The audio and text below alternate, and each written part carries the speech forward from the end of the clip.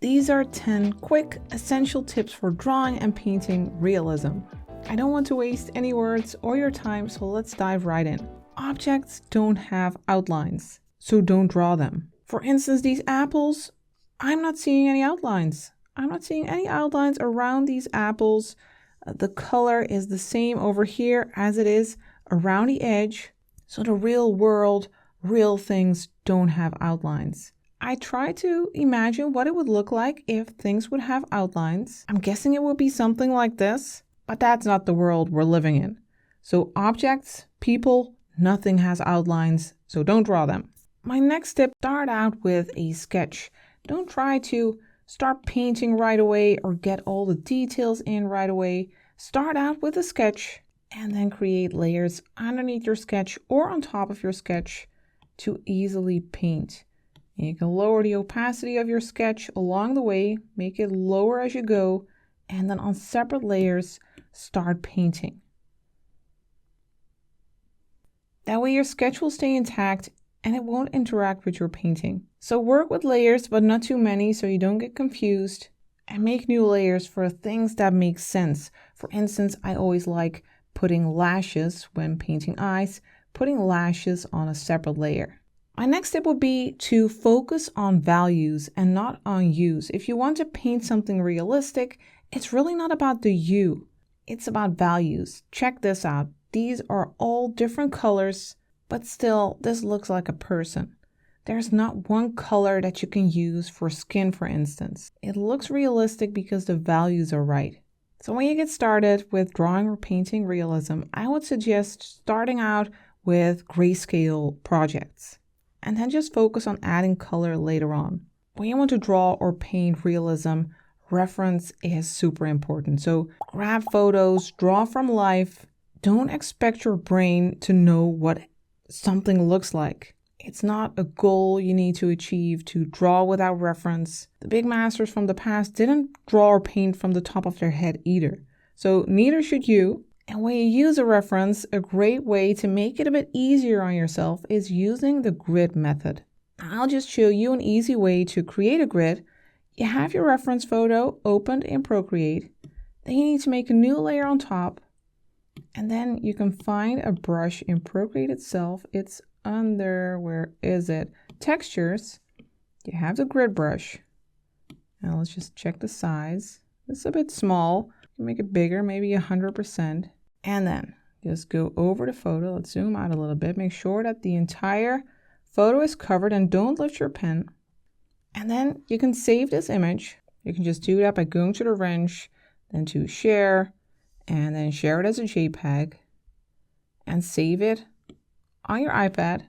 And of course, for this grid, you can use any color. You don't need to use pink. You can also use yellow or green or whatever, your favorite color. So now we have saved this image. Now we can get rid of our reference. You can just delete it. Now we have our grid.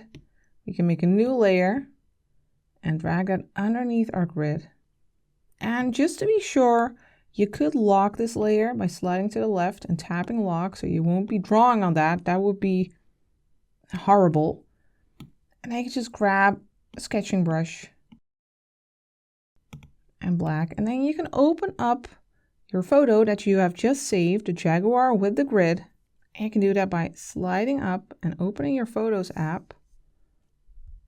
And now you have your reference to the side and your grid here.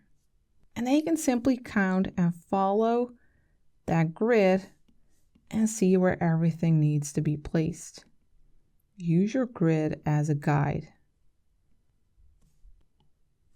And for instance, you could zoom in on one little part, like here with the fur, and then you can check how much space is there on the left side of that little block and how much is there on the right. And for each block, you can check out if that shape is correct. Another thing that's important to focus on when you are trying to draw and paint realism is understanding light and shadow. Light and shadow enables us to see the world around us. So right now, we can't see this ball over here. But once there is light, we start seeing the edge. We start seeing the ball. So you have one point on an object, on a person or whatever, where the light is hitting. The light is usually coming from one direction. We're just keeping it simple here. So light is coming from here. So light is hitting on this side of the ball, causing a shadow on the other side of the ball. And this is what we call the form shadow. It's the shadow that's on the form itself. So this part is in the light, this part is in the shadow, but this ball is also blocking the light. No light can reach over here. And that's where the cast shadow comes in. So we have the form shadow and a cast shadow because it's blocking the light. So just keeping these three things in mind when painting realism is already a great way to improve your work. Now, if you want to take that little extra step, then you can also take into account a bounce light, because there's a lot of light here and it's bouncing on the surface and then traveling back towards the ball. And that will cause this nice, soft, reflected light here. So just look at objects around you in everyday life and think about the highlight, form shadow, and drop shadow.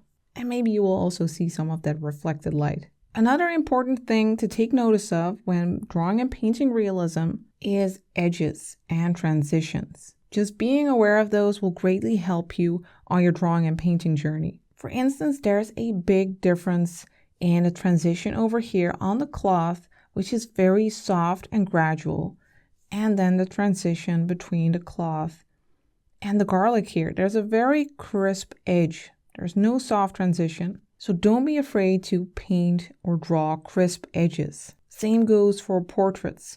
You can see soft transitions on the cheeks, on the side of the nose, but you can see crisp edges between the lips and around the eyes, and also over here where the finger is touching the face.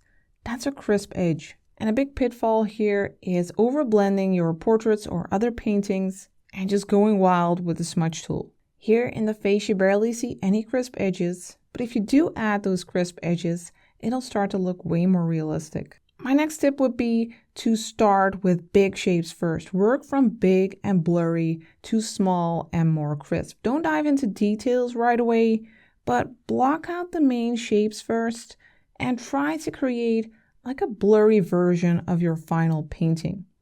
And when you have a reference, you can use your eyelashes, you can squint your eyes, and then your reference will become a little bit blurry.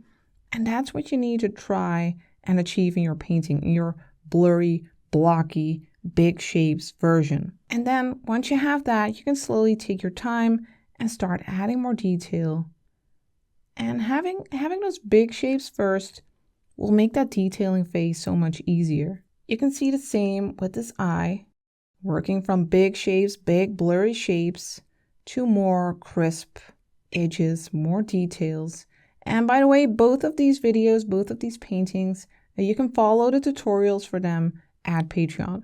So you can follow the link in the description if you want to learn way more about Procreate and dive into more than 150 Procreate tutorials, including realism tutorials. But for now, let's move on to my next tip, and that's making use of negative space. And that means looking at the shapes in between or around the shapes that you see. For instance, the shape in between these tangerines. Sometimes it can be easier to visualize or compare those negative shapes instead of the main shapes. You can also see a negative shape over here and even over here between that peel part. And using negative space like this is handy because your brain thinks it knows a lot.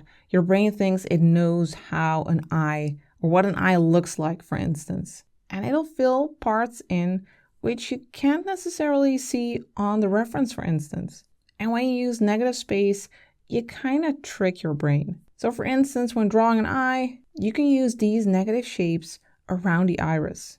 Another handy trick to fool your brain is flipping your canvas or flipping your reference. You can go to the wrench and to canvas and flip it vertical and then look at things upside down. This way your brain won't try to fill in whatever it thinks an eye should look like, because this is something new for your brain. Another thing you shouldn't underestimate, and that goes for not just realism painting, but for painting in general, is that you need to push through the ugly phase. Just be patient and trust the process and know that in the end, it'll all be all right. There's just always this moment when a painting feels really messy, when it feels like things don't work out, but that's the moment when you need to push through. And just remember that all artists need to go through that ugly phase. So just keep pushing through and then you'll get there. This is also a tutorial at Patreon, by the way. I'll link it in the description. Finally, when drawing and painting realism, it's important to understand textures and how light interacts with textures and how you can translate that in your drawing or painting. And these things might sound super logical when I tell them to you, but it might not be something you directly think about when drawing or painting. For instance, smooth surfaces, shiny surfaces have crisp-edged highlights. We know that this bottle is shiny because of this highlight. And we know that these, what are they? Olives, I guess? They are less shiny because the highlight is more like spread out. It doesn't have a crisp edge. And you can clearly see the difference here for these oranges. We know that this inside is moist and shiny. Also because of those highlights that are also mostly crisp edged. And we know that these oranges here, those peels, have texture because the highlight is not entirely smooth. We can see those dimples. And we also know that this surface is not shiny at all. And we know that because of the highlight we're seeing. Just over here, this edge is a little exception. That's a little bit shiny.